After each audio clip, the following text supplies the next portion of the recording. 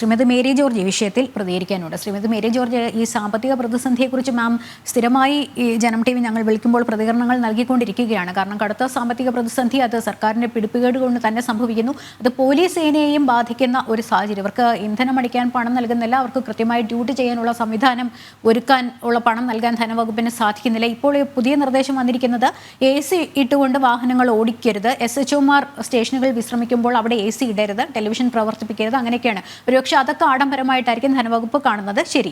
പക്ഷേ ഈ ഡ്യൂട്ടി ചെയ്യാൻ പോകുന്നവർ ആ വാഹനങ്ങളിൽ പോലും അത്തരത്തിലുള്ള നിയന്ത്രണങ്ങൾ ഏർപ്പെടുത്തുന്നു. മാത്രമല്ല, ഈ വാഹനം ഓടിക്കാൻ പോലും ഇന്ധനം അടിക്കാൻ പണമില്ലാതെ ഈ പോലീസുകാർ വഴിയിൽ കുടുങ്ങിയ തെരഞ്ഞെടുപ്പ് ഡ്യൂട്ടിക്ക് തമിഴ്നാട്ടിൽ പോയി മടങ്ങി വന്നപ്പോൾ വഴിയിൽ കുടുങ്ങിയ സംഭവമൊക്കെ ഉണ്ടായിട്ടുണ്ടല്ലോ. മാം എങ്ങനെയാണ് ഇതിനെ നോക്കിക്കാണുന്നത്? കാരണം ഒരു വകുപ്പുകൾ പോലെയുമല്ല, ഒരു വകുപ്പിനെ കുറച്ച് കാണുകയല്ല. പക്ഷേ ഇപ്പോൾ ഞങ്ങളുടെ റിപ്പോർട്ടർ രാജീവ് പറഞ്ഞതുപോലെയാണ്, പോലീസ് സേനയ്ക്ക് കൃത്യമായിട്ടുള്ള ആവശ്യം അല്ലെങ്കിൽ അവരുടെ ആവശ്യങ്ങൾ നടത്താനുള്ള അന്തരീക്ഷം ഒരുക്കി കൊടുക്കേണ്ട ചുമതല സംസ്ഥാന സർക്കാരിനില്ലേ, ഈ ധനവകുപ്പിനില്ലേ എന്നുള്ളതാണ്, മുഖ്യമന്ത്രിക്കില്ലേ എന്നുള്ളതാണ് ആഭ്യന്തര വകുപ്പ് കൈയാളുന്ന. അതായത് 2022-23 ധനവർഷം, 23-24 ധനവർഷം തന്നെ, കഴിഞ്ഞ വർഷമൊക്കെ നമ്മൾ പല പ്രാവശ്യം ഇത് കേട്ടതാണ്. അതായത് പോലീസിന് പെട്രോൾ അടിക്കാൻ പോലും നിയന്ത്രിതമായിട്ട് വളരെ കുറച്ച് പെട്രോൾ മാത്രം അടിക്കാൻ, അതായത് അവരുടെ കാൽച്ചുവട്ടിൽ മാത്രമേ അവർക്ക് ന്യായം നടപ്പാക്കാൻ ഒക്കൂ. ദൂരെ ഒരു കള്ളനെ പിടിക്കാൻ പോകാൻ പറ്റില്ല. ദൂരെ മീൻസ് ഇവിടുന്ന് ചെന്നൈ വരെ പോകുന്നതല്ല, വളരെ അടുത്ത പ്രദേശങ്ങളിൽ പോലും പോകുന്നതിന് ഇന്ധന ഉപയോഗത്തിന് നിയന്ത്രണം കഴിഞ്ഞ വർഷം മുതൽ നിലനിന്നിരുന്നു. അങ്ങനെ അത് ഇപ്പോഴും വളരെ രൂക്ഷമായിരിക്കുന്നു എന്ന് വേണം നമുക്ക് മനസ്സിലാക്കാനായിട്ട്. അപ്പൊ നമ്മൾ ഓർക്കേണ്ടത്, താങ്കൾ നേരത്തെ സൂചിപ്പിച്ചതുപോലെ തന്നെ നിയമസമാധാന പാലനത്തിന് പോലും പണം ചെലവഴിക്കാതെ, അതായത് ഇപ്പോഴത്തെ ഈ ഉഷ്ണം നമുക്കറിയാം, നമ്മുടെ പോളിങ്ങിനെ പോലും ബാധിച്ച തരത്തിലുള്ള ഉഷ്ണ തരംഗമാണ് ഇപ്പോൾ കേരളത്തിൽ നടമാടിക്കൊണ്ടിരിക്കുന്നത്. ആ സാഹചര്യത്തില് AC ഇടരുത്, അല്ലെങ്കിൽ AC ഇട്ട് വാഹനം ഓടിക്കരുത്, പോട്ടെ വാഹനം തന്നെ ഓടിക്കരുത്, ഇന്ധനം അടിക്കരുത് എന്ന് പറയുന്ന തരത്തില് അത്ര താണുപോയ നമ്മുടെ ശേഷി, അഥവാ അത്ര രൂക്ഷമായ നമ്മുടെ ധനപ്രതിസന്ധി. അതുപോലെ പ്രിയപ്പെട്ട സുഹൃത്തെ, നിങ്ങൾ ഓർമ്മിക്കുക, ഇപ്പൊ മെഡിക്കൽ രംഗത്ത് എന്താണ് നടക്കുന്നത്? 1128 കോടി രൂപയുടെ കുടിശ്ശികയുണ്ട് കാരുണ്യ പദ്ധതിയിൽ ഏർപ്പെട്ടിരിക്കുന്നത്. അങ്ങനെ പ്രൈവറ്റ് ആശുപത്രികളൊക്കെ അതിൽ നിന്ന് പിന്മാറുകയാണ്. അങ്ങനെ സർവ്വ മേഖലകളിലും ധനപ്രതിസന്ധി അതിരൂക്ഷമായിരിക്കുന്ന ഒരു സാഹചര്യമാണ്. എങ്ങനെയാണ് ഇങ്ങനെ ഒരു രൂക്ഷമായ ധനപ്രതിസന്ധിയിലേക്ക് സംസ്ഥാനം എത്തിപ്പറ്റിയത്? നമ്മൾ ഒരു കാര്യം ഓർക്കണം, ഒരു ഗവൺമെന്റിനെ ജനങ്ങൾ വോട്ട് ചെയ്ത് അധികാരത്തിലേറ്റുന്നത് ഭരണം നടത്താനാണ്. അതിനാണ് ഭരണസിരാ കേന്ദ്രം സെക്രട്ടേറിയറ്റ്.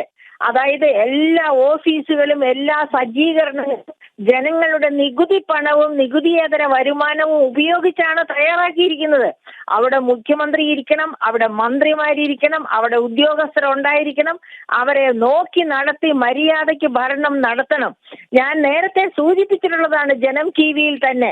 CAG എന്താണ് പറഞ്ഞിരിക്കുന്നത്? ഈ കഴിഞ്ഞ ധനവർഷം തന്നെ CAGയുടെ റിപ്പോർട്ട്, ഈ ഓഗസ്റ്റിൽ പുറത്തു വന്ന റിപ്പോർട്ടിൽ പറയുന്നുണ്ട്, 28,258.39 കോടിയുടെ കുടിശ്ശിക പിരിച്ചെടുക്കാനുണ്ട്. നികുതിയേതര വരുമാന മേഖലയിലെ കുടിശ്ശിക. ആ കുടിശ്ശിക പിരിച്ചെടുത്തിരുന്നെങ്കിൽ തന്നെ അത് നമ്മുടെ ബജറ്റിൽ പറഞ്ഞിരുന്ന വരുമാനത്തിന്റെ 24.23%. അതായത് ഏകദേശം കാൽഭാഗം. ആ നികുതിയേതര വരുമാന കുടിശ്ശിക പിരിച്ചെടുത്തിരുന്നെങ്കിൽ തന്നെ ഈ ധനപ്രതിസന്ധി ഇത്ര രൂക്ഷമാകില്ലായിരുന്നു. അപ്പൊ എന്തുകൊണ്ട് പിരിച്ചെടുക്കാൻ പറ്റിയില്ല? പിരിച്ചെടുക്കാൻ പറ്റാതെ വന്നതിന്റെ കാരണം ഗവൺമെന്റ് സെക്രട്ടേറിയറ്റിൽ ഇരുന്ന് ഭരണം നടത്തിയില്ല.